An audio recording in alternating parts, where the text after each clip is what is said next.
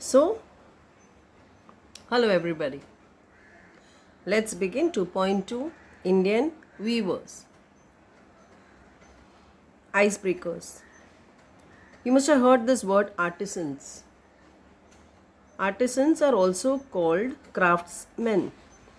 They are creators of diverse goods and use their hands to create unique, functional, and also decorative items using traditional techniques. So, the different types of artisans are goldsmith, weaver, potter, blacksmith, carpenter, sculptor, painter, and many others. Okay. So, goldsmith is Sunar. Then you have Julaha, weavers, who weave cloth. You have Kumar, that potter, Lohar, blacksmith, Sutar, the carpenter, sculptor is who makes murti, murtikar, and painter. Now discuss with your partner the season, occasions when we need woolen clothes. So when do we need woolen clothes? Uni kapde, na? Wool is wool, right? So we need woolen clothes in winter. Casual clothes at home when you're going out with friends, etc. Rich silk clothes when there's a function or some festival during marriages. Okay, we wear rich silk clothes. Colorful, comfortable clothes. When you're traveling, we prefer to wear comfortable clothes. Or some social gatherings are there, at that time we wear. Fine. Now, one who weaves is a weaver. So, one who plays a game, sportsman. One who sings is a singer. One who dances is a dancer. One who teaches is a teacher. One who cooks is a cook, not cooker. Okay. I remember asking this question to somebody and that person had told me cooker. So one who cooks is a cook or a chef. Now, we have often seen the picture of Gandhiji spinning on his charkha. The spinning wheel.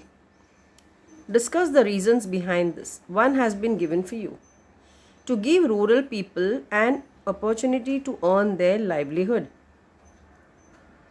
To give the message to wear hand spun clothes. Boycott foreign clothes, boycott imported clothes. Remember, if you remember history, that was a time, the period where you were, all the imported clothes and all were burnt and all were forced to wear, forced in the sense, like to wear more Indian clothes. Because the weavers were suffering a lot, the khadi, the pure muslin clothes and all. So they were asked to just boycott totally foreign goods, imported goods. To convey the message of simple living and to be self-reliant. So you don't have to depend on anybody, This is one reason I think if you remember, I gave a proverb.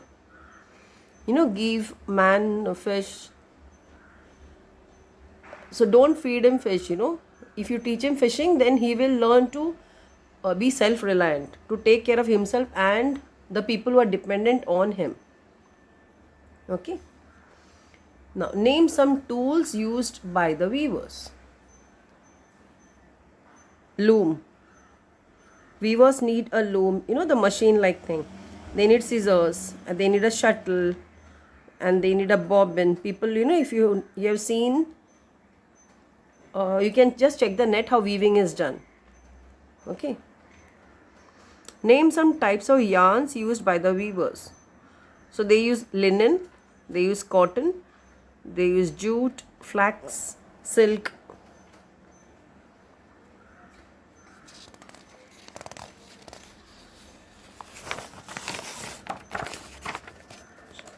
Yeah.